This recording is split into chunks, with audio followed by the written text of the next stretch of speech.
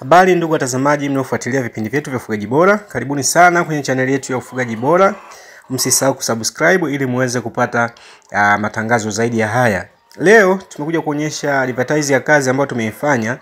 Hapa tulikuwa maeneo ya Morogoro, tumeweza kumfanyia mteja wetu. Tumemtengenezea keji.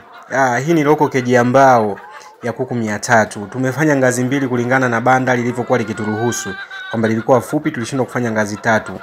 Tukafanya ngazi mbili, lakini ni keji ambayo iko vizuri zaidi. Tukisema local keji tunamaanisha tunatumia vitu ambavyo ni very local, lakini na mfumo wake unakuwa ni local, isipokuwa mifumo ya ndani tunaifunga mifumo ya kisasa kama maji, sehemu ya mayai, sehemu ya kulia chakula, sehemu ya kutolea kinyesi. Hivi vitu vinakuwa ni vya kisasa kama keji nyingine za kisasa.